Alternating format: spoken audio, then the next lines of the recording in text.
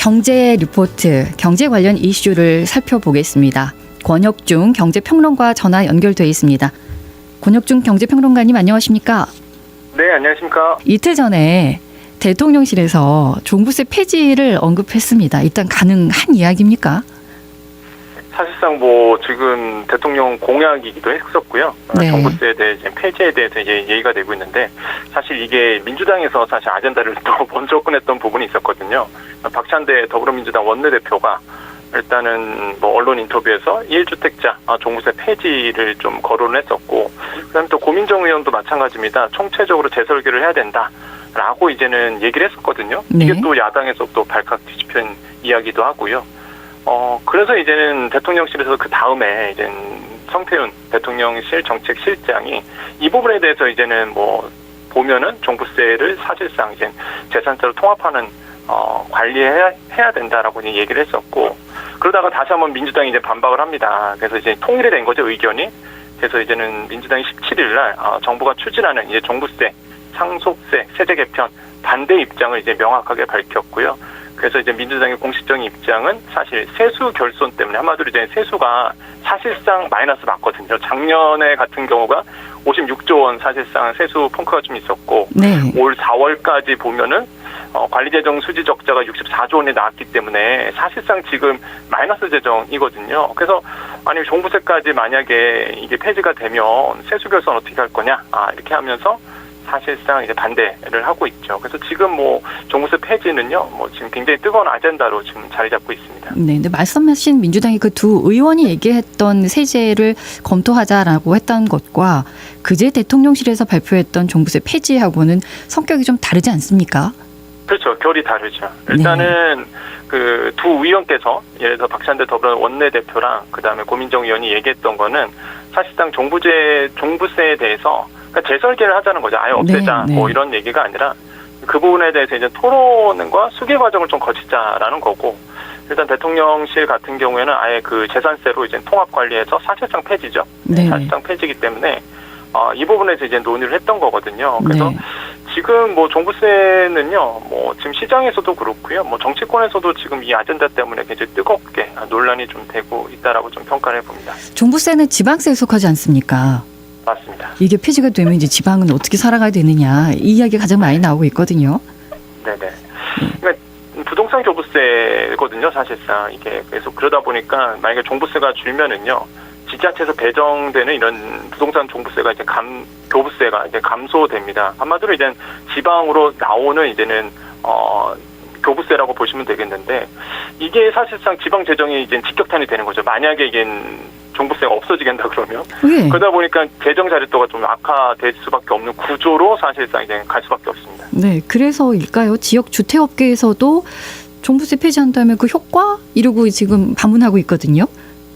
네, 그렇죠. 아무래도 이제 폐지의 효과에 대해서 그렇게 되면 사실상 작년 같은 경우가 네. 종부세를 누가 냈냐라고 본다 그러면 이제 상위 10% 이렇게 보시면 되거든요.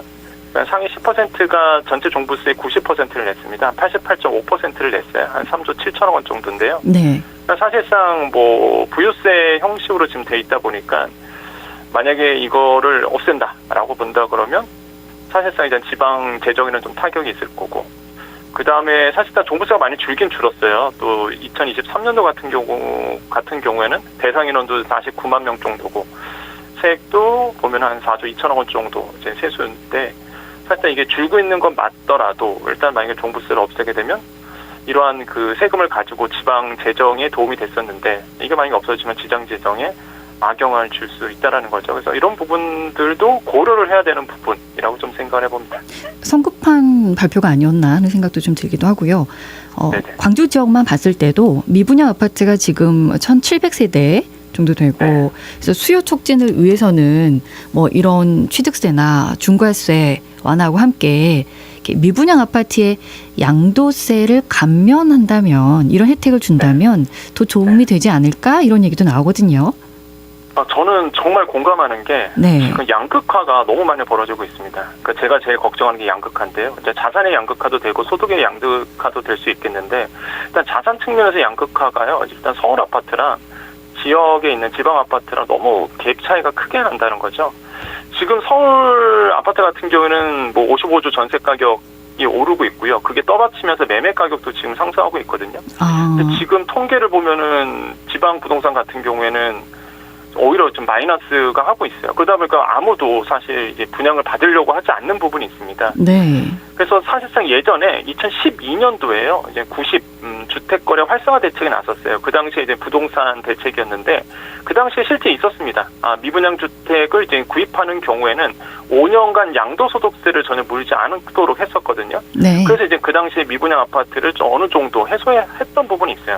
그래서 저는 지금 걱정되는 게 지방 지역에 그 미분양 아파트가 지금 해소가 돼야 되거든요. 왜냐하면 지방 건설 경기에 악영향을 미친다. 만약에 미분양이 해결이 안 되면 그 지역마다 골지의 건설사들이 있거든요. 또 그 지역 경제를 책임지고 있는 이 건설사들이 무너지게 되면 저 끔찍하지만 지역 경제가 초토화되거든요. 그러니까 저는 그 지역의 건실한 그 건설 회사 그런 회사들이 무너지지 않도록 이 도미노처럼 무너지다 보니까 그렇게 되면 미분양 주택에 대한 베네핏을 줘서 지방 부동산에 좀 어느 정도 살 수 있도록 해줘야 된다. 그래서 저는 말씀하신 것처럼 진짜 뭐 미분양 아파트 양도세 감면 혜택은 저는 좀 필요한 부분이지 않을까 하는 저는 생각을 해봅니다. 네, 광주에서도 좋지 않은 소식들이 좀 조짐이 보여서 건설사들에 대한 어려움이 그렇고 그렇다면 이제 보유세, 취득세, 양도세 이런 부동산 세제의 전반적인 개편 필요성을 느끼고 계시는 거군요.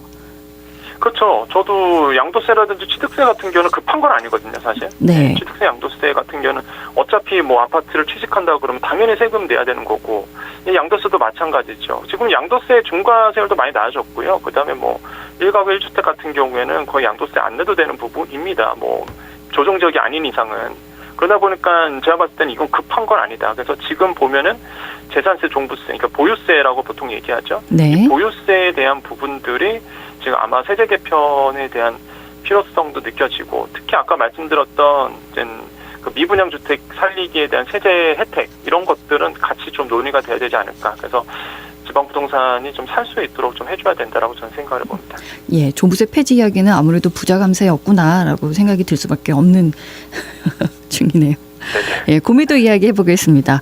정부와 여당이 공매도 제도 개선 최종안을 내놨습니다. 원래는 이제 곧 전면 금지 조처가 이제 내년 3월 30일까지 연장한다고 됐네요. 이달 말까지였었는데 그 배경에는 어디가 있다고 보십니까? 전 잘했다고 봐요, 사실. 왜냐하면 공매도 금지가 이제 연장이 되는 거거든요. 네. 공매도라는 게 사실상 합법이죠. 근데 이제는 무차익 공매도처럼 불법적으로 하는 공매도가 있었거든요. 그럼 빌리지도 않고 매도를 하니까 당연히 우리나라의 개인 투자자들이 피해를 받을 수밖에 없었던 부분이었습니다. 근데 실제 이게 딱 걸렸죠. 작년 11월 달에 외국계 IB 그러니까 투자은행들이 대규모 불법 공매도를 했었어요. 그러니까 무차익 공매도를 한 거거든요. 그러니까 소문만 무성하다가 이게 딱 이제는 금융당국에 걸린 겁니다. 네. 네. 그러니까 무차익 공매도가 이제 현실이 일어났다는 거고 개인 투자자들이 엄청난 피해를 받았죠. 네. 그러다 보니까 사실 개인 투자자 입장에서는 거봐라. 무차익 공매도가 실제적으로 우리가 모르는 사이 일어났었고 우리가 피해를 본다. 그래서 이제 정부가 이제는 공매도 금지를 이제는 계속적으로 이어지고 있는데 아직 이게 지금 예를 들어서 전산 시스템이 돼야 됩니다. 그러니까 무차익 공매도를 적발하기 위한 전산 시스템이 이제 내년도 3월 이후에나 이제 완성이 되기 때문에 그래서 이제 정부가 3월 30일까지 이제는 전면 금지 조처를 이제 연장한다 이렇게 발표를 했었고요. 네. 그래서 저는 뭐 공매도 금지 같은 경우에는 뭐 연장하는 건 잘했다. 그리고 실제적으로 개인 투자자들이 얼마나 억울했냐 그러면 이게 말이 안 되는 게 진짜 기울어진 운동장이었거든요. 아마 주식 투자하시는 분들은 다 공감하실 텐데요. 기관 투자자 같은 경우에는요, 이제 만약에 뭐 공매도를 한다 그러면 사실상 대차, 그러니까 기관 투자자들이 봤을 때 상환 기간이 무제한이었습니다. 그러니까 정말로 떨어질 때까지 들고 가도 되는 거예요, 사실상. 그러면 뭐 기관 투자자에게 너무나 유리한 거죠. 근데 개인들 같은 경우에는 공매도를 한다 그러면 90일까지입니다. 90일 안에는 이거 갚아야 되거든요, 사실. 네. 그러니까 이게 기관과 개인과의 상환 기간이 뭐 너무 차별이 있다 보니까 뭐 기관 입장에서는 너무 유리한 거예요. 그래서 이제는 굉장히 기관 유리한 게 공매도고 담보 비율도 문제였죠. 그러니까 개인들한테는 담보 비율을 더 받습니다. 120% 했거든요. 네. 그러니까 기관은 105%예요. 그러니까 기관들 같은 경우에는 사실상 부담이 없는 거죠. 더 훨씬 더 개인보다. 개인들은 더 많은 담보물을 제공해야 되는 거고. 그러니까 이게 기울어진 운동장이었던 거죠. 그래서 이번에 좀 제도 개선을 했죠. 동일하게 이제는 이 제도 개선에 지금 나서고 있고. 네. 저는 뭐 이런 부분에 대해서는 우리나라의 개인 투자자를 위해서라도 잘하고 있다고 좀 생각해 봅니다. 동일한 제도라고 한다면 그 일수도 맞춰졌습니까? 네, 잘 안 들었습니다. 제도가 이제 개선이 됐다고 하셨으니까 담보 네네. 비율도 그럼 둘이 똑같이 기관이나 개인이나 예, 맞습니다. 네, 몇 퍼센트로? 담보 비율도 105%. 그러니까 기관이 사실상 105%였는데요. 네. 네, 개인은 120%였거든요. 현금. 네. 근데 이거는 그러니까 105%로. 이것도 105%로. 네. 그러면 이제 90일 안에 다시 갚아야 되는 것도 풀어줬습니까? 맞습니다. 기업처럼? 그것도 똑같아졌어요. 네네. 근데 공매도 시스템 이제 구축에 따른 비용 이게 좀 들지 않습니까? 네네네, 그렇죠. 내년 3월 30일까지 된다는데. 네. 근데 사실 뭐 공매도 시스템 구축하는데 기관 투자들이 뭐 부담을 준다 뭐 이런 얘기를 하시는데 네. 많은 분들이 그 기관 투자자들의 얘기고요. 기관들의 얘기지 사실상 기관 투자자들 그 정도 부담을 간줘도 전 된다고 보거든요. 네. 그동안 사실 공매도를 통해서 공매도는 거의 90%가 기관 투자자들에게 일어났었어요. 사실상. 그렇죠. 그러니까 그만큼 사실상 유리했단 말이죠. 그러면 네. 그 정도 부담을 못해서 증시를 이탈한다? 제가 봤을 때는 우리나라의 그 주식시장이 그렇게 펀더멘털이 약하지 않거든요. 네. 네, 분명히 전 남아있을 거라고 보고요. 그 정도는 해도 충분히, 된다. 네, 저는 뭐 충분히 해도 된다고 생각해 봅니다. 알겠습니다. 미국이 연준 기준금리를 7회 연속 동결했습니다. 네. 예, 5월 소비자 물가 지수는 예상보다 낮았는데 그 동결을 결정한 배경 어디에 있다고 보십니까? 좀 가슴이 아픕니다. 네, 왜 그러냐면 네. 이게 연내 3회 정도 원래 연초에 올해 들어와갖고 3회 정도는 금리 인하할 거야라는 게 사실 시장의 지배적인 전망이었거든요. 그랬었죠. 근데 지금 사실 계속 동결하고 분위기가 사실상 지금 연내에 한 번이에요. 그러면 지금 굉장히 긴축 상태다 보니까 지금 서민들이나 아니면 소상공인들이 지금 못 버티고 있거든요. 상황에서 이 고금리 상태가 계속 유지되다 보니까. 네.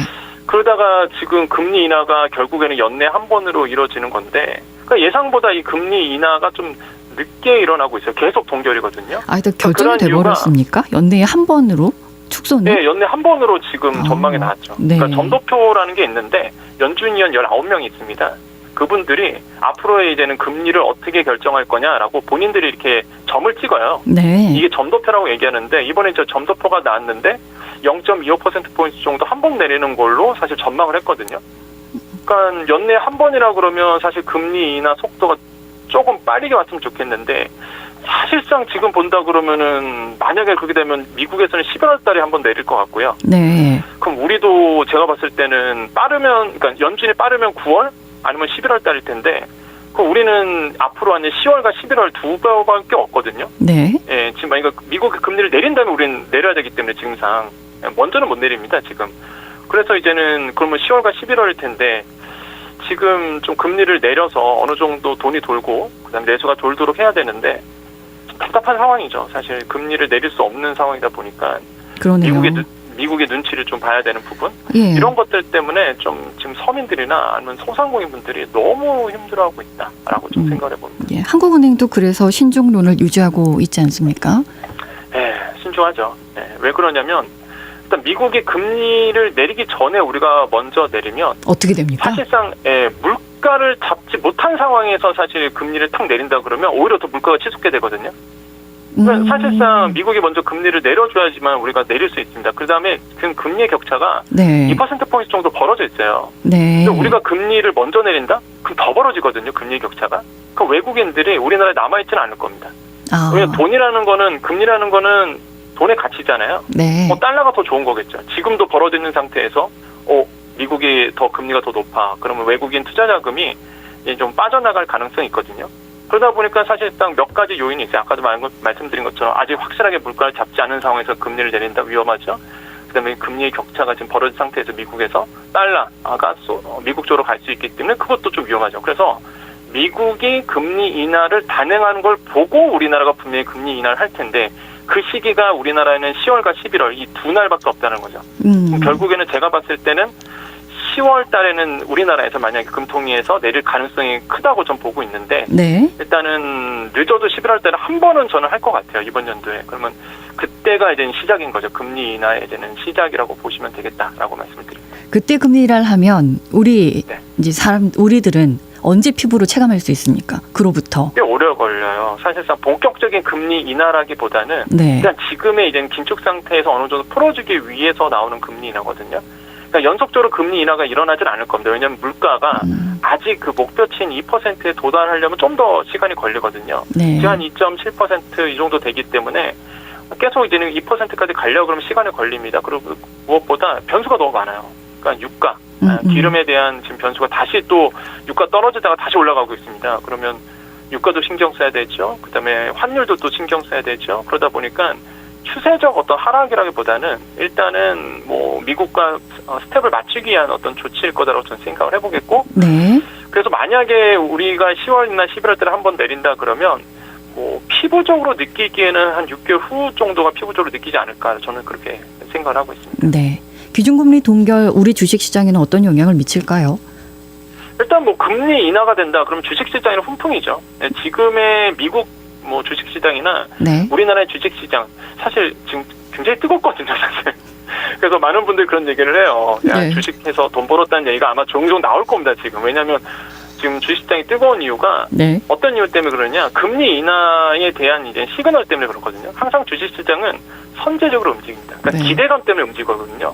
그러니까 금리가 내렸다 해서 움직이는 게 아니라 내릴 거야. 이게 기대감 때문에 사실 움직이다 보니까 네. 금리가 내린대라는 이게 소문이 막 돌고 얘기가 나오다 보니까 선제적으로 이제 주식시장이 반응을 하고 있고요. 네. 그래서 아마 기준금리 동결이 되고 동결됐다는 얘기는 조만간 이제 계속 내릴 가능성이 남아 있는 거잖아요. 네. 그러면 계속적으로 이제 우리나라의 주식시장에는 사실 좋은 영향을 줄 거라고 좀 봅니다. 네, 계속적으로 네. 기대감이 있기 때문에 금리 인하에 대한 뉴욕도 그렇고요. 그래서 뉴욕은 지금 미국 주식시장은 너무 뜨거워요. 지금 뭐 S&P 500 지수도 지금 계속 상한가 계속 30번 최고가를 계속 기록하고 있는 이게 30번째입니다. 올해 들어갔고 그러니까 네네. 계속 경신하고 있어요. 어떡하죠? 그러다 보니까 근데 저에게는 네. 무슨 얘기가 되냐면 남들은 지금 좀 벌고 있다는데 나는 아닌데 마이너스인데 라는 그거 조심하셔야 돼요. 네, 분들의 이야기가 좀 들리고 있습니다. 그게 이제 포모족이라고 얘기하죠. 네. 그러니까 아이고. 나만 도태될 것 같은, 나만 이제 떨어질 것 같은, 나만 돈을 아이고. 못 번 것 같은 이런 두려움 때문에 예. 이제 묻지마 투자하시는 분들이 나와요. 딱 항상 이맘때. 꼭 조심하셔야 되고 좀 안타까운 건 평론가님 제가 혼자서 막 아까 얘기할 때 쿠팡 이야기도 하겠다 그랬는데 이미 끝날 시간이 돼버려가지고 이 이야기는 오늘은 듣지는 못할 것 같습니다. 오늘은 여기까지만 말씀 듣겠습니다. 감사합니다. 네, 감사합니다. 예, 경제 리포트 권혁중 경제평론가와 함께했습니다. 언제 어디서나 내 손 안의 뉴스. 광주 MBC 뉴스 유튜브 구독으로 함께하세요.